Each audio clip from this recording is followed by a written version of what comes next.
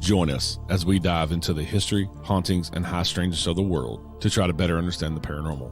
I will be your guide. I am paranormal researcher and investigator Eric Freeman-Sims. Welcome to the Unseen Paranormal Podcast.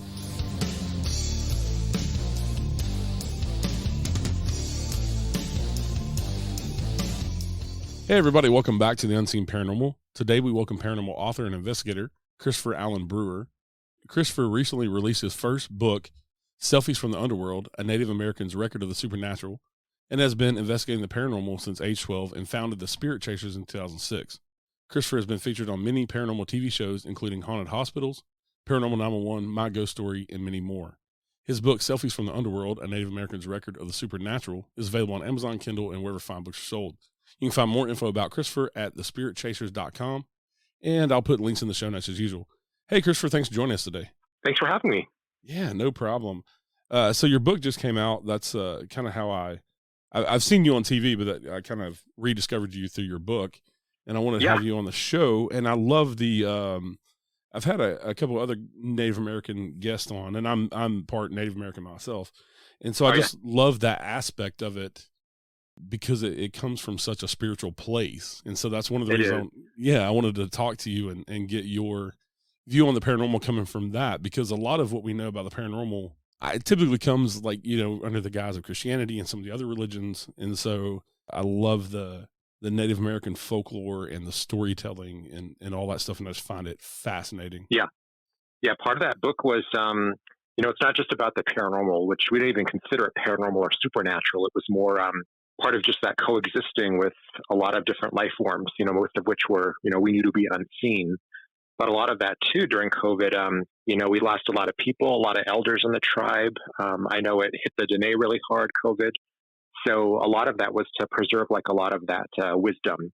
And a lot of it too is, dream time, synchronicity, just all that stuff that I learned from a really early age. I was born in South Dakota in Pine Ridge. So my tribe's the Oglala Sioux. And, as with all tribes, we had an intimate relationship with spirit. And, we're aware of that spirit world from a very early age. That interaction with that realm is just a part of our DNA. So visitations from spirit, whether that happened on this physical plane or in a dream time, is just a regular occurrence. Again, part of the coexisting with other forms of life. And sometimes those other forms also included things like cryptids, star people, interdimensional beings. In a Sioux, we learned that regardless of what the physical realm said was or was not possible, it's spirit which has the governing authority, and anything and everything can happen. But one of my uncles used to be a reservation cop, and, he spent a lot of time driving out, dark back roads at night. He would respond to fatal car accidents, traveling through areas where there had been battles and massacres. So he witnessed a lot of things from that other realm. And a lot of the first ghost stories I heard, came from him. And it was a tribal belief that you actually didn't pursue spirits. They didn't believe in, back then there weren't really ghost hunters or paranormal investigators. There were more medicine men and people that did have an interaction with that realm. But unless spirit, appeared to you with a message or a vision, they didn't, you weren't to interact with them because it could be harmful. Interaction with that realm could be harmful. Yeah. And if there was a trickster involved, they could, sometimes there are tricksters that might offer you a gift or maybe to extend your life. But, those offers always came with a cost, which was, your spirit. On his patrols at night, he would tell me how he would sometimes see people, what he thought were people, until he got close and realized that they were transparent or, had their own, gave off their own luminosity. But there was also creatures, like the Jedi talk about here, which were very rich with light and dark sides of the Force. It's the same thing with Native Americans. And in the dark areas, they're finding out that these were areas where maybe the natural electromagnetic barrier of the Earth was in collapse. So it was almost like a hole in the fence, different things could come forth. The Dene might call them skinwalkers. There's a lot of different names, Petiohala was one of our names for ours, which was this being that was just made of light. But we believed in fairies. We believed in we just had different names for them. But again, just that really early exposure to the concept of the spirit world, and then how that bled into all of our early experiences as children, our dream time, which was where we received all of our visions and, messages from spirit. It was believed in our tribe that the world of the astral and the underworld lied very close together. So it was easy for them to impart knowledge in our dreams. Yeah, and also growing up in that environment, I think a lot of people, and I've talked about this a lot on the show, I think a lot of people are kind of taught out of the paranormal, and their parents just kind of tell them, "Oh, it's just your imagination," and Yeah. kids have like imaginary friends that may not be so imaginary, and Yeah. and it kind of maybe scares the parents, or they were taught out of as a kid, and so then and I grew up in a household where it was very much talked about my family having experiences and things like that, and so I think that's awesome in the native community, that it's still very much these things are real whether you can see them or not, and being taught that from a very early age and being told the stories, I think is just amazing.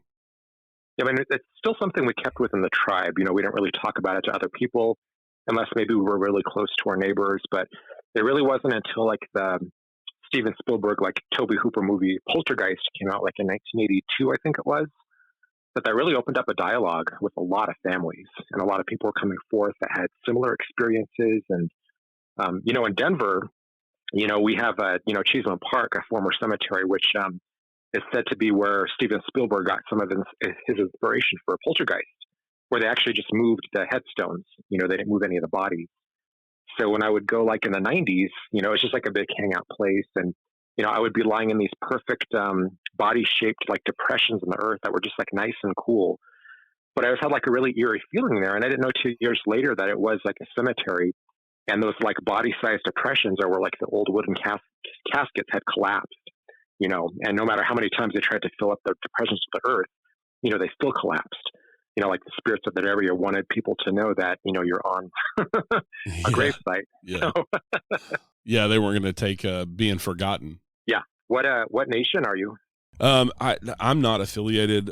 That is a couple of generations ago that my family was affiliated with a tribe, but it's Cherokee. Do you feel that you have more of an interest in the paranormal because of that background? I think it has a lot to do with it, especially since I didn't grow up around a tribe or around other native people.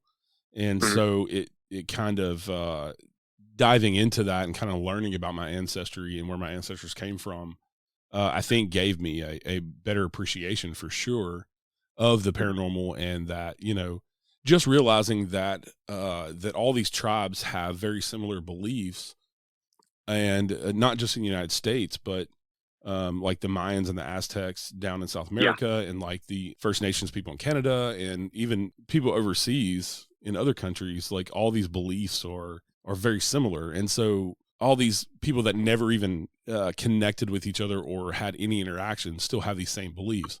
So that kind of got me thinking, well, there has to be something to this then, because how would they have similar beliefs and experiencing similar things and have never mingled with each other?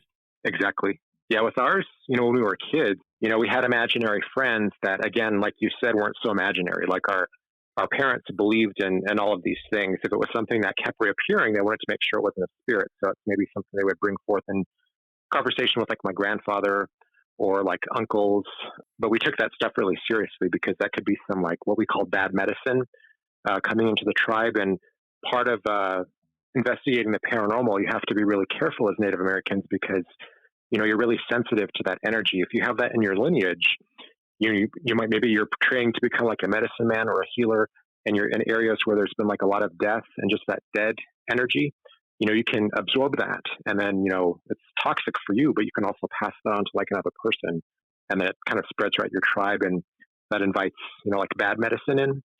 So there's that, but also I don't know if it's just because we had that expectation that yes, we do coexist with this other realm, that we all had experiences.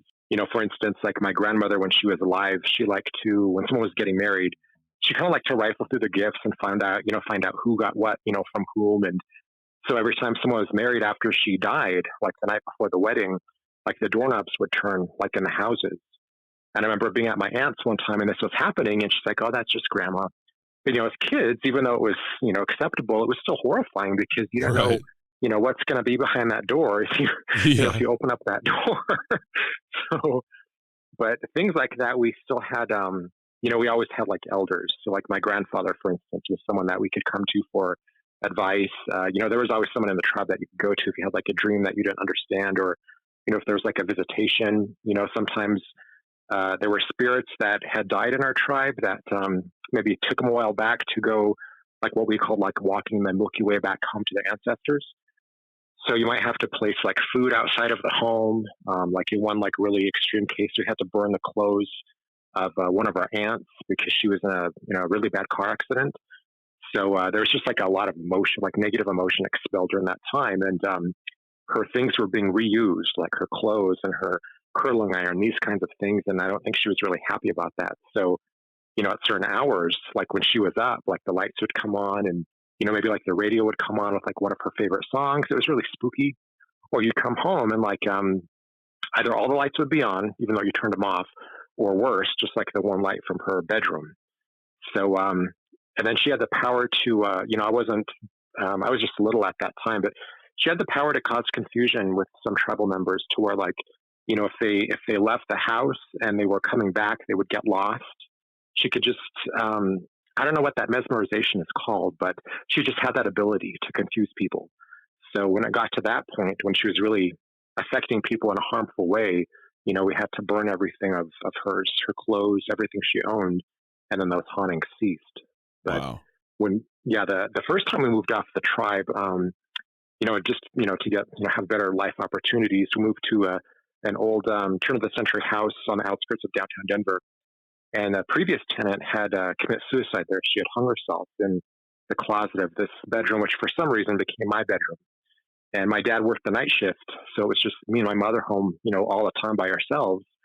And at night, on some nights, you could hear her crying from this closet. And it wasn't even like it didn't even have those closet doors, like this really heavy kind of like fabric curtain you could just pull to the side. And so sometimes, I don't remember this, but my mom said she could, you could see her feet swinging, this woman, from underneath that curtain.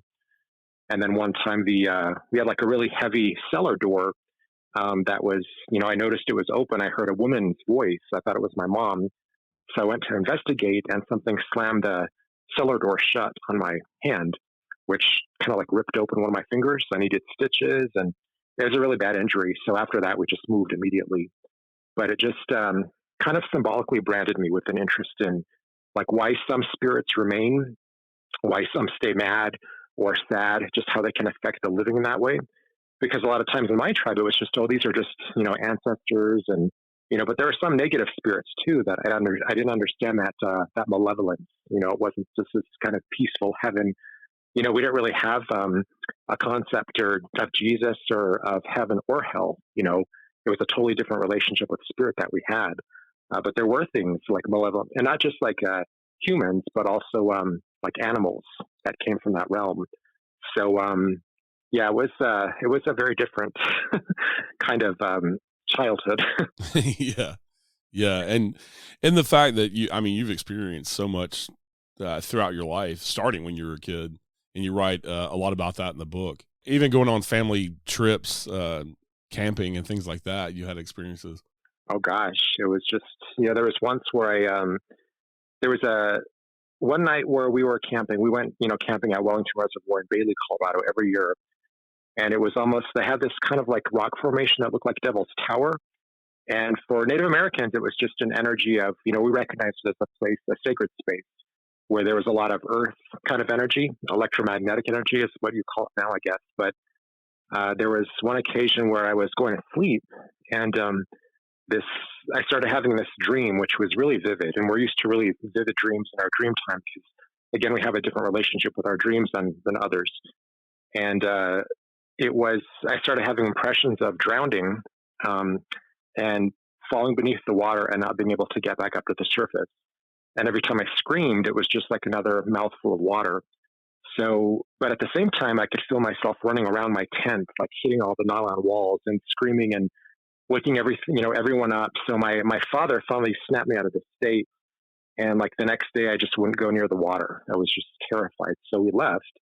And then like a week later, we found out that a boy matching my description had died there. He had drowned. So I think this was some kind of like a spirit, like transference, where maybe at that time I was kind of like in the astral, and we just kind of switched places, you know? Yeah. So, but those kinds of things were just very, like that was a kind of extreme example, but those kinds of things happened like a lot. Like even where the home where my cousins grew up, there was like a closet. I was playing hide and seek, and there's a woman in there.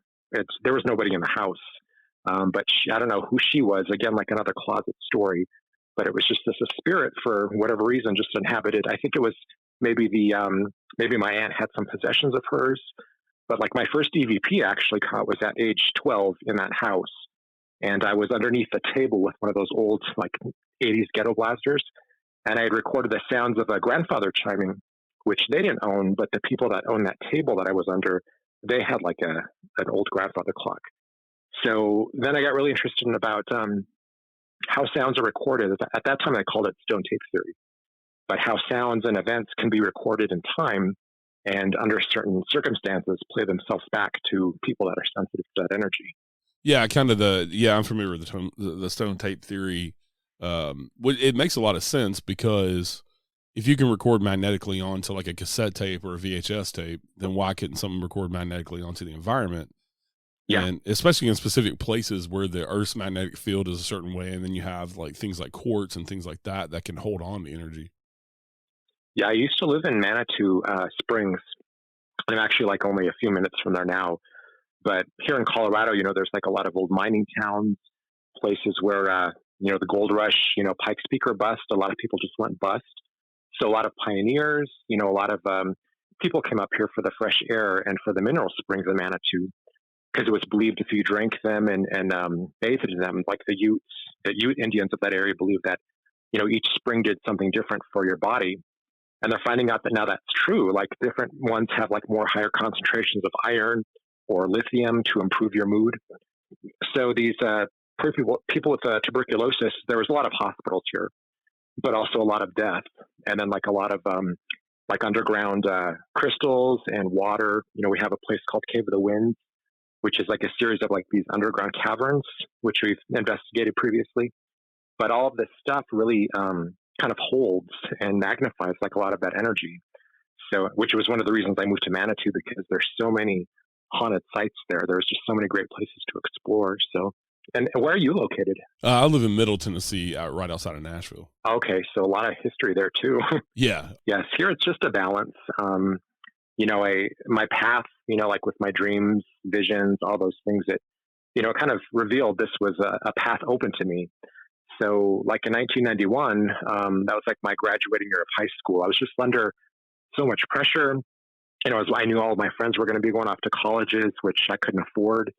I just didn't know what I was going to do with my life.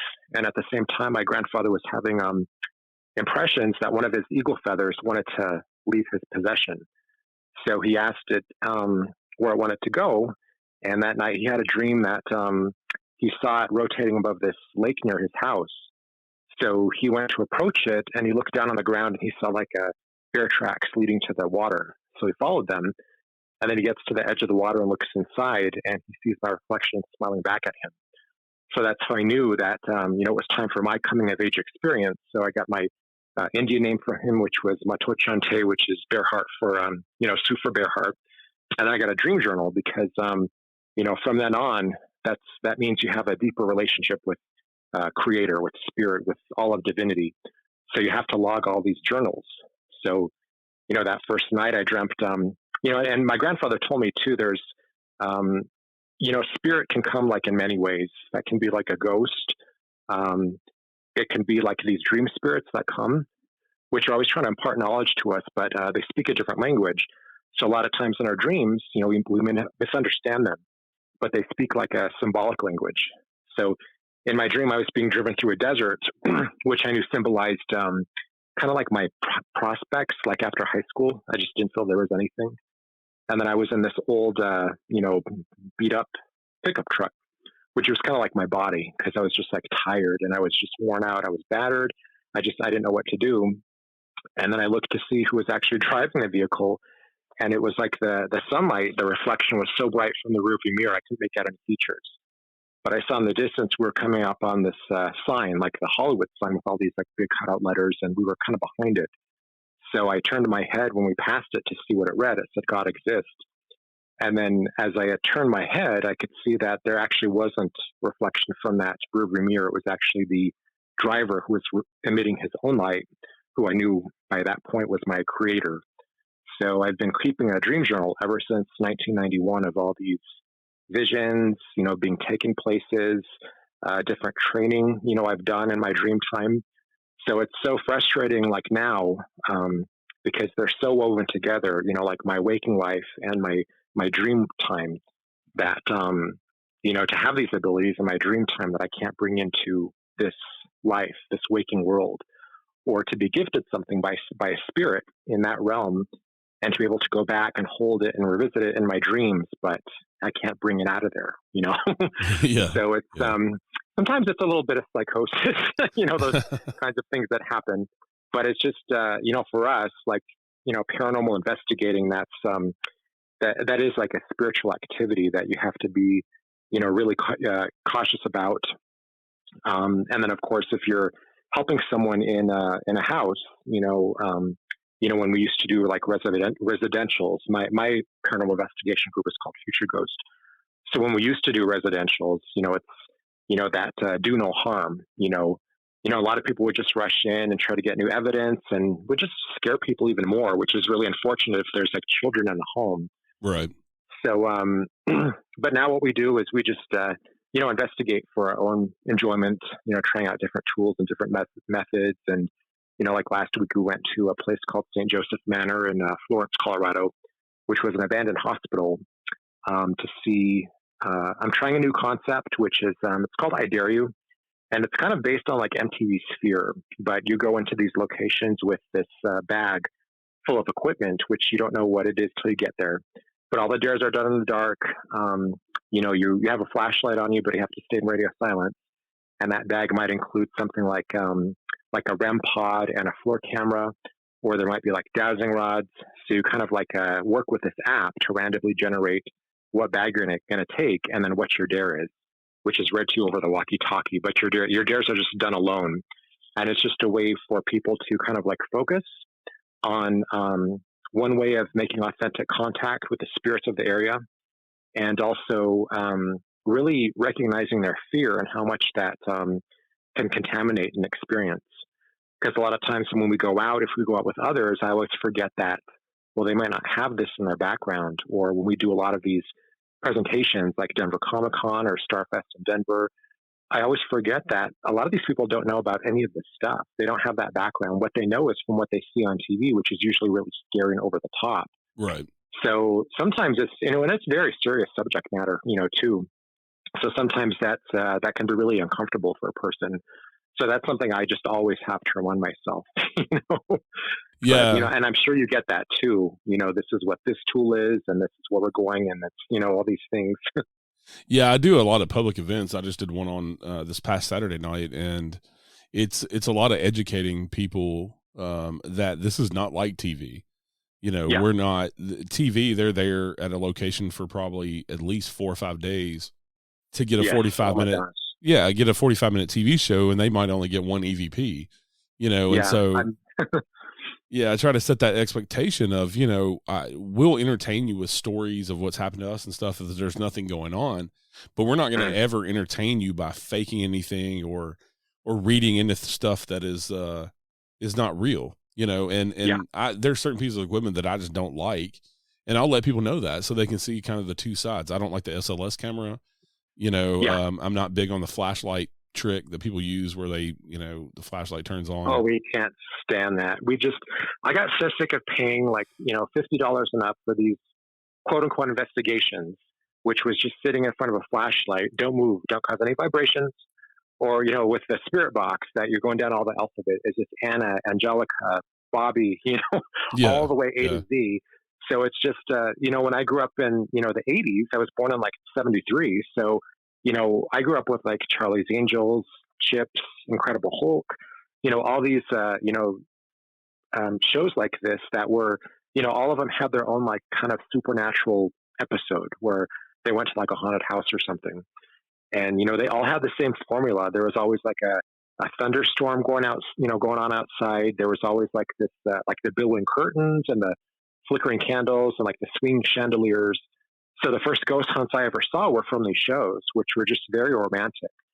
So fast forward to like, the 90s, when I'm going out in the field myself, and it's just a lot of people kind of looking at these little boxes, and just becoming way too over reliant on these tools, where I'm more about going to a location, maybe doing like a meditation beforehand, really setting my intention about what I expect or want and how to get that. It's not just copying what I see on TV or, right.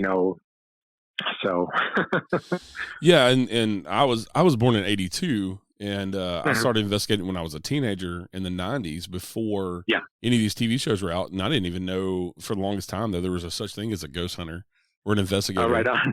And so I think that helps now, 20 plus years later of me investigating, because I don't kind of use the equipment as a crutch. I mean, I very much, I like to do recordings, audio recordings, and take pictures and things like that. But a lot of it is, trying to communicate in other ways that kind of takes the man-made element out of it. And I like to explain to people, K2 meters and EMF meters and things like that were originally brought into the paranormal field to rule out electromagnetic interference, because EMF can cause people to hallucinate.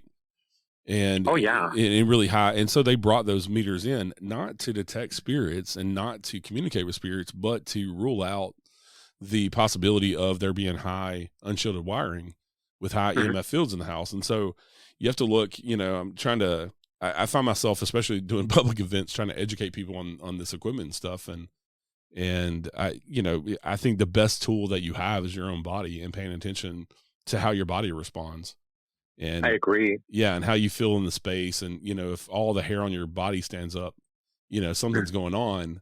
And also, I stopped, for the longest time, I think I had this idea that, I need to prove to the world the paranormal is real. I need to catch all this evidence. And so now at my age, pushing 40, I'm kind of like, I don't have anything to prove to anybody but myself. And yes, that's where I'm at too. Yeah. And, I can tell you stories of, things that happened to me, and those are all personal experiences that shape the way I look at the paranormal. And so I've kind of gone into this mode of teaching people, like, don't let anybody dismiss your experience, because that's your experience. They weren't there. Exactly. Yeah. I mean, I know people, I know what debunking is, what that's for. I think during some, earlier, in the field, there was, people getting a little too extreme with that. For instance, we went to a convention where there was this woman with this fiery red hair, and she said she had the ability to see into other realms. And this archangel sword, I think it was Archangel Michael, the demon slayer, she was able to capture his flaming sword on camera in certain circumstances. So we were just going through her gallery of pictures, really nice woman, and we realized that this was just her hair kind of getting in front of the camera lens. And when her flash came on, it was illuminating her hair. So we weren't trying to debunk or take anything away from anybody, but that's just what we noticed. We didn't say anything because that's hers. We're not, someone's caught that. And then of course, told her, this is actually your hair. And it just destroyed her, and just the look on her face. It's just like, that's why I don't take anything away from anybody. It's, we've had experiences where, for me, for sometimes, like the dream time would kind of cross over into reality, where I had a dream of like this demon, what demons were, because obviously demons are really popular in this field. A lot of things get blamed on demons. So I really wanted to figure out what this was. Like, okay, if the Sioux don't have a concept of hell, what does that demon look like in our culture? What would that being be? Right. So it's kind of really calling out to that, which was really kind of scary. But when I noticed these things bleeding into like my waking life, I was talking about it on this radio show, and this man with a different religious background got on, and he's like, let me tell you what actually happened, even though he wasn't there. So, right. Yeah, but that kind of thing. I know what you're saying. Yeah. And like you're saying, a few years back, it was more about debunking everything. And then now it's the prevalence of demons and being possessed. And that's probably the biggest question that I get as an investigator in the past few years is about the whole demonic thing going on. It's kind of like the satanic panic of the 80s. Yes. Yeah, where all these murders were being blamed on satanic rituals and things like that. But, you know, my motto, and I've said this on the show, and I say this to people in person, if you're an asshole in life, probably going to be an asshole in death. And so when you're going into jails and places like that, you're going to come across some nasty spirits because they were nasty in life and they did bad things. And, you know, you're going into sanitariums and, you know, insane asylums and things where people weren't in their right mind mentally. And even though they weren't necessarily bad people, you know, they may still be in that state in death and, you know, maybe not know they're dead. And so, yeah, the whole demonic phenomena is just, you know, overblown. Do I think there are evil things out there that are never living? Yeah, there probably are. But in 25 years, I've never come across any of it. I've come across nasty spirits that want to cuss you and everything else. But, you know, me personally, I've never come across anything. I'm not saying that it doesn't exist. It just doesn't exist in the prevalence that pop culture and the TV shows want you to believe it does. I mean, I've worked at a metaphysical store, like a spiritual living store for the past 15 years. And I run the psychic reader schedule. So I work really closely with all the mediums. You know, one of the mediums, Sean Cruchet, we have working for us, you know, he's been on Portals to Hell and Haunted Case Files. And just interviewing these people and talking to them after all these years, like not one of them ever had one experience with a demon. You know, I think a lot of times people forget that we come into this realm with this host of guidance that protects us from things. You know, their job is to protect us from things from that realm. So when we go out, it's kind of like that, or like when I do the shows, for instance, that's like one of the main things that, you know, I'm given like a number of case files, like real stories where I have to comment on based on my background, my history. And demons are like huge. I mean, they're such a part of all of these shows. And, you know, it's kind of sad what, you know, sometimes they're just misunderstood. You know, it might be something else. But, you know, of course, in the episode, it's great ratings to make it, let's just say it's a demon. And Right. But, I had Michelle Belanger on the show a while back. And I respect her a lot as a psychic, and she's been on, you know, a lot of the TV shows. And I asked her that question, you know, as a psychic medium, going into all these different places that she's been to and on TV and off TV, you know, how many times has she ever come across what she would call a demon or demonic? And she said one time in her 30 something years of doing what she does, you know, that she said she couldn't even say it was demonic. You know, and she wrote the book, The Dictionary of Demons, from all across the world, you know, and she has this very select criteria of what she would consider a demon. And, but so for somebody like that to say, you know, she's been doing this for over 30 years as a medium, especially in talking to people that have crossed over and stuff, for her to have only come across one in 30 something years, you know, that should tell you something. Yeah, there's definitely like lower vibrational energies, like towards the end of like the 90s, like after I got my Indian name, when I was just much more sensitive to this phenomena, I didn't know how to turn that off or how to filter that out. So I got a job as a shipping and receiving clerk in this old warehouse that like in the 20s, 30s used to have like a speakeasy in the basement. And, you know, obviously no one wanted to go down there because, you know, just like a typical speakeasy haunting, you know, there was voices, laughter, sound of like cards snapping down, pounding on tables, like piano music and stuff, which, I didn't know why at the time, but like when the blowers would come on, it was just more, you could almost hear what they were saying. And I think it was because like the blowers, like those fans generated like white noise. Yeah. But we'd go down in there in teams because all of our like packing and receiving materials, like were down there. But it made like a lot of people uncomfortable, especially if they weren't believers, didn't have a background in the paranormal.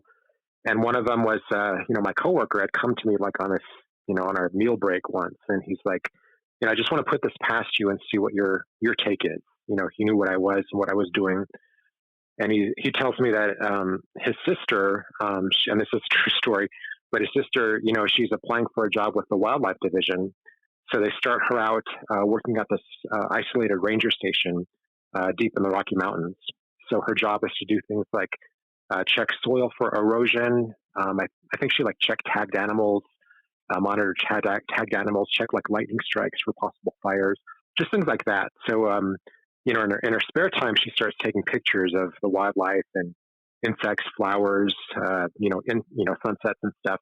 So before she knows it, her 3 months is up, that probationary period, and she comes back to civilization, and her performance is under review. So the first thing she does is take her pictures to get developed, and she has a nervous breakdown and collapses in the parking lot. So they take her to the hospital, and they call her brother, who was my coworker. So he's in the hospital, in the waiting room and waiting to see her, and they give him her purse. So he's kind of going through it to find out what caused her attack, and that's when he finds her pictures. So he's going through her pictures, and I thought he's going to tell me, there's a picture of a Sasquatch or a UFO, but actually the picture was a picture of his sister asleep on the bed of her cabin, and there was no one else out there. And apparently this had happened before. And I was like, oh no, this is like an urban legend. I know I've heard of this story. Or he's like, no, this is really happening. If you heard about this, this is where it started. So, I just thought I was like, well, I don't know what to say about that. Maybe it's a spirit. I don't know. But this had happened to other park rangers at this location. And he slides me a paper that has latitude and longitude on it. So the actual location of this cabin, and asked me if I would want to go there and investigate with him. So by that time, things like scariest places on Earth are just coming out. And, but I just wasn't ready for that. I felt so vulnerable, so I didn't know things. I know how to protect myself, but, all those tools hadn't made it to like eBay, like EMF detectors, like all those things were still really expensive. Yeah. So it was still several years before I did anything like that. But again, just like these lower vibrational energies, which like with the Danae, like with the, skinwalkers, for instance, they don't really say the name, or speak about them, because to speak about them is to invite them. So, even in my childhood, when my mother and uncles would talk about these experiences, they speak in very hushed tones, because they don't want to, especially after dark, they didn't want to invite that activity into the home. They believed that to talk about it was to invite it, So yeah. And we see too, like a lot of the panels and things that we do, that's also a concern for other people. They don't want to invite any of that activity, into their home. Yeah. And growing up in the Bible Belt, a lot of the people hear anything to do with the paranormal, they think is demonic. And so they don't talk about it. They don't want anything to do with it. One of the things I think I've learned over the past 25 years is that a lot of it comes down to your intentions. And so, especially with like the demonic stuff, I think a lot of the people that have a lot of these stories that you see, these true stories of people coming into contact with something they would call demonic, well, their intentions were originally to contact something demonic, to make that proverbial deal with the devil. And so if that's your intention, then that's the experience that you're going to have, and you're going to invite it in. And I think also a lot of those stories that you see with people having negative interactions with entities and attachments and things like that, they either have like an addiction issue or mental health issues, which kind of maybe breaks down that natural protection that they have, and it allows something to come in because they're lowering their vibration because of what they're doing. Yeah, just a lot of desperate people right now, like a lot of people needing and yearning things and needing that spirituality. We see a lot of these people in the store that need like a charm or a crystal, or they just need that energy, and sometimes it's just like any energy, like any interaction. They don't really think about that. So usually when Halloween rolls around and, we have all these people coming in looking for like Ouija boards and stuff that, we don't carry in the store because that's dangerous, but they just don't know have any background in that. We've got like some spirit boards and like different things. But again, we educate people on like the proper way to use these things. Like I went to New Orleans last summer, and I stayed in the French Quarter, and it was just the most amazing trip, because every single building had some kind of history to it, and the people were more than willing to talk about it. You could talk to anyone about ghost stories and what went on there, and they're just really proud of it.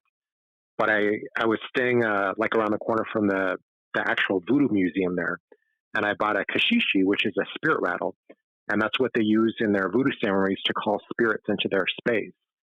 But I got stopped, at the register. This guy's like, I just want to know what you're using this for. And, I want to show you the proper way of using this, which I thought was a very responsible thing to do, because, a lot of people sell things like EM pumps, and I'm sure there's instructions and stuff, but I think a lot of times it's Victorian novelty. People really like this ooh ah aspect of Right. paranormal investigating with apps or blinking lights, whatever tools they're going to use. But for us, that's not really moving the field any forward at all. It's just that kind of ooh ah kind of parlor game kind of thing to it. So like the flashlight, and that's why we're really careful about the tools that we do use.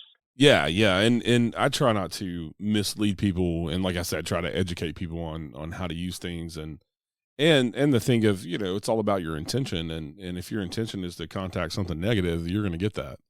And also sometimes with Ouija boards and things like that, you don't necessarily know what you're opening a door to if you don't know what you're doing. I mean, you have you touched on it earlier about trickster spirits and things like that too, that can come through in it, and they can represent themselves at whatever they think that you want, and whoever you think whoever you want to come through, this trickster can actually imitate them and make you think that you're actually talking to your grandmother when it's really not. When we do go on an investigation, it's just like a small unit of people that everyone has something to contribute. The chemistry has to be just right. But when we do go on larger investigations, I'm always very observant to see what people are doing. And we did one like maybe a few months ago that like every other room of this monastery, they're using spirit boxes. And I just wondered what the difference was between, if that could be like a digital form of Ouija board. And I know how popular they are, how everyone, they've got them on all these shows and stuff. But, portals is another thing. Okay, let's put this spirit box here. Let's put one at like Hinsdale House, and let's create a portal, between, this. So I'm just like, do we really have that power? This was something like in my background, like medicine men could do any number of things, but it was very disciplined practice that they went through, to get there, like these mystics and others, sages, that went through this training to be able to see and interact with this other realm and to fight demons. We can't be behind a car for 20 seconds on the road. We don't really have the discipline to be opening portals like master alchemists. So sometimes I'm just still really, I'm not saying it's not a possibility that it doesn't happen, but I'm just looking at it from like different angles. Yeah, yeah, and I agree with you that I think spirit boxes. I think that's just the new digital form of Ouija boards. I do use the spirit box. I like the SS method because I think it takes kind of it's a more scientific approach because the person can't see or hear. They're just telling you what they're hearing through the spirit box, and I've had some good sessions with that of actually getting spirits to answer what I think is spirits. You can't prove that it is, but getting answers to questions that we're asking, in a completely different room. So yeah, I've had some success with that. But yeah, I think that is just a digital form of a pendulum board or Ouija board, and it's just a different new age spirit communication device. Yeah, I mean, we have those tools, Ovilus. I collect Ouija boards. So there's a number of tools we have. I'm not downputting any of them. It's just I'm always trying to be observant about what people are doing, how they're using that. When I moved out of Manitou, I met this guy at the spiritual living store I worked at, and he lived in a place called Widefield here, and there's this park there where a plane had crashed in '91 that killed. It was like a passenger plane that killed everyone on board. There's like 25 people.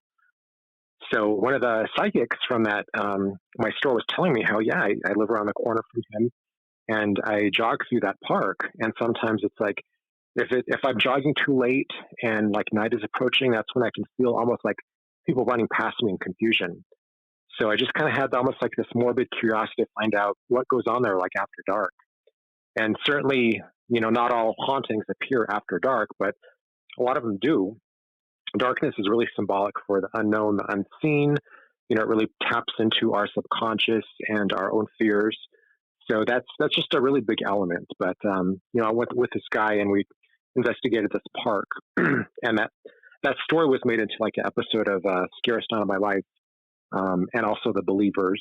But there's this memorial gazebo, and where it has all the names of all the people that perished in this crash. So obviously my first thing was to just show my respect, let them know that I was there, that I was sorry for the manner in which they died. So I'm just reading the names off of this plaque, and all of a sudden this light behind us starts to flash, almost like with this like Morse code kind of urgency. And then we heard like there's a park nearby. There wasn't any wind, but you could hear like the rattling like chains against poles.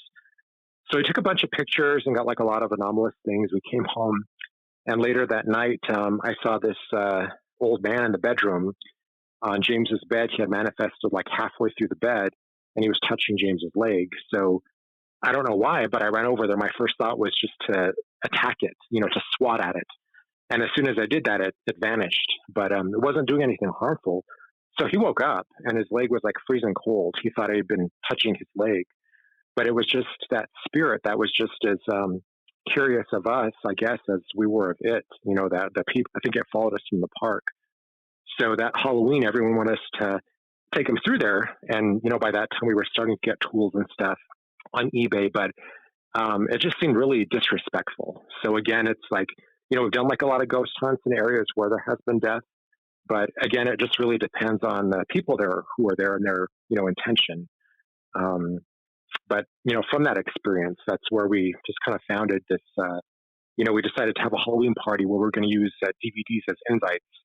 And on those DVDs, we created like a program called Spirit Chasers, which is like this late night basement filmed infomercial, kind of show where we were kind of like mocking ghost hunters almost, because by that time, the shows had gotten so like they had such a sideshow circus aspect to it. But, every time we went to a site to film, we were getting things back, like on camera, audio recordings, etc. So that's where we started as, Paranormal Investigators, was from that Spirit Chasers. Yeah. Yeah. I got my start by going, me and my friends would sneak into a local notoriously haunted plantation house. Oh, and, cool. Yeah. And that was kind of thing to do around where I live when you're in high school. Mm-hmm. And like I said, this was before the TV shows, and I had I've had experiences since my first experience that I can remember is when I was 8 in my own house. But I had some really amazing experiences at this plantation house. And unfortunately they don't do anything paranormal, and they don't want any part of it. But yeah. It's still open where you can tour it and things like that. And but yeah, it's around here, and some people in Tennessee even call it the most haunted house in Tennessee. Oh man. But yeah, that's where I kind of got my start in figuring out, okay, well, this works as an investigative tool, and also learning to be respectful, especially going out to cemeteries and because back then, we didn't have access to all these different haunted places that you could rent or go buy tickets to go to a, public ghost hunt or whatever.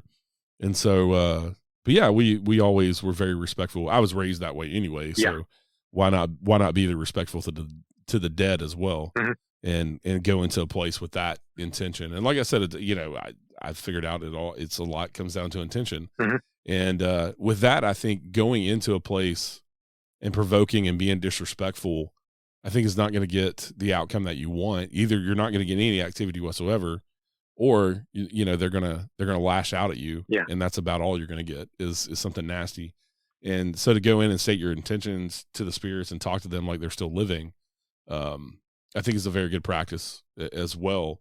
Just to say I'm here out of respect and we just want to communicate with you, I think goes a long way. And like you were talking about with the chemistry of a team and the people that you got around you, I think that's why some teams don't, they go in places and don't get a lot of activity, because maybe the spirits don't want anything to do with them because of the chemistry or because of somebody there. But yeah, I mean, we love, we love public tours. You never know what you're going to get or what element someone's going to bring in. Because sometimes you do a lot of the same things over and over and over, and it just becomes really predictable. Even though a lot of this is unpredictable, but we've had like different ghost hunts where, for instance, like someone collapsed. They smacked their head really hard on the ground. People running, screaming. Like Stanley Hotel of Stephen King fame is maybe 3 hours away from us. So they had closed off. Like in the early days, like ghost hunters were doing live shows from there every Halloween.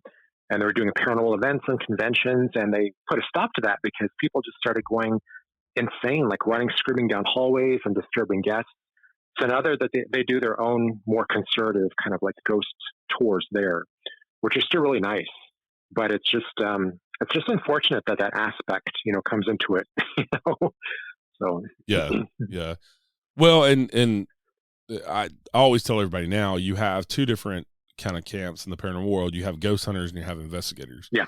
And I don't mind people being ghost hunters and thrill seekers, going out, but still be respectful and don't provoke and all that stuff. You can still go out and scare the shit out of yourself. Yeah.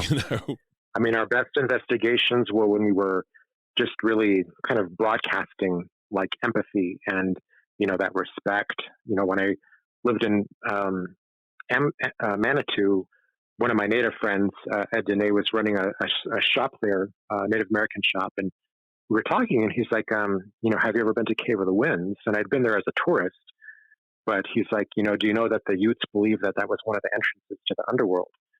And I knew like a lot of different cultures associated with, caves with the Underworld. But he's like, no, there actually really is a portal down there. And then later on, I met like two different cops that would see like a lot of red lights, red orbs, like in that area, that they knew were coming out of this portal, that was in Cave of the Winds. So we went down there and we had an investigation and got a couple EVPs. I mean, we've been back there several times, but just really coming from that point of, empathy. This woman that is seen there, she had died falling through like a plate glass window. So, I'm sorry for, you went through this ordeal. We'd like to know more of your history, et cetera. But, again, just, that's really important that everyone understands that does come on investigations with us, that has to be there, that we're not doing it because we're thrill seekers or, everyone gets a little rush out of it if you do get an EVP or if you do have like a tool going off, and that's okay, but you can't be in it just for that adrenaline thing. There's got to be more to it.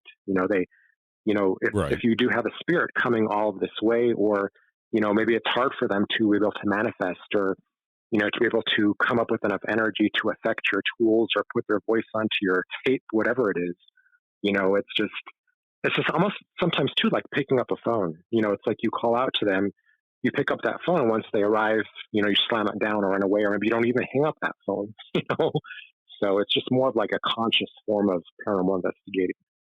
Yeah, and with the public events that I do, I try to calm people's fears to begin with, and so that nobody's running out screaming. I've never had anybody so far. Yeah. But at the same time, I'm an empath and have been my whole life, and so I kind of have an idea when I go into a place. Okay, well, the energy is charged tonight. It's probably going to be a good night for this, the general public to come in. Yeah. But I think also doing things like that, as the investigator that they're looking to, you kind of set the tone anyway. Yeah. And so if I ran out screaming, they're probably going to as well, because I'm supposed to be the seasoned, investigator who's done this a lot, so, but yeah, I think you set the tone and you set the expectation, and people, especially with the tools and stuff. And I try to show the difference. Like, okay, well, some people believe more in this type of tool and some people believe in this. And I just try to I call myself a skeptical believer because, I don't rush to just throw the paranormal label on everything. Mm-hmm. And definitely not to throw the label of, okay, well, we're communicating with the spirit, because I don't know for sure. I think we are, I think I got a picture of a spirit. Mm-hmm. I think I got the voice through an EVP of a spirit, or, maybe a spirit affected that piece of equipment. But yeah, I think it's for people they should look at it through the guise that, TV is entertainment, and you should be a little more level headed and think, okay, well, in my normal life, I've never come across a demon. So why do they keep coming across them on TV? And things like that. Or that also not every place, just because it's abandoned, means it's haunted. Right. Or, I think everything has energetic fingerprints, but it doesn't mean that you're going to see, some dead white woman from the turn of the century, or, and that's always a misconception. People want to get into certain buildings, but there's no guarantee that anything goes on there. Even in the most active places, we've gone years without getting any because we try to specialize more like in spirit photography because, you know, when I was a kid, that was what was most appealing to me, these pictures and these old books from Hans Holzer of like The Ghost of Raynham Hall and, you know, growing up with, you know, watching In Search of and seeing pictures of like Nessie and Bigfoot. And I mean, regardless of how many times these have been debunked or whatever, it's, you know, we wouldn't be here without those things. So that's what we focus more on. But again, you know, years where there was just nothing, you know, buildings, just like any people, you know, they have moods. You know, sometimes it feels highly charged, you know, it's going to be an ideal night for investigating. Some nights it's just dead and there's nothing you can do about it. Right. Yeah. And I always liken it to fishing. Sometimes you catch something, sometimes you don't. Yeah. All right. Well, thanks so much, Christopher, for coming on the show. I really appreciate it. Yeah. Thank you so much for having me. I really appreciate that. If you want to see any photos, which I'm speaking about, like EVP footage, my website is thespiritchasers.com. And my new book is Selfies from the Underworld, a Native American's Record of the Supernatural. And you're on all the social medias as well. Definitely. Yeah. Just, Christopher Allen Brewer. Yeah. And your book is available on Amazon Kindle, and people can go download it now. It just came out in April. So still fresh out there. Great conversation. I really enjoyed it. Thank you so much for coming on. Thank you, Eric. All right, everybody. Stay safe out there. We'll see you next time. Join us next time for a new episode of The Unseen Paranormal. Until then, head over to the Unseen Paranormal Lounge on Facebook for all the latest updates and discussions about the show. You can also find us on Instagram, Twitter, or at unseenparanormalpodcast.com. And please rate, review, share, and subscribe to help more people discover the show. A big thank you to my friend Chris Lips for the awesome theme music. And as always, thank you for listening.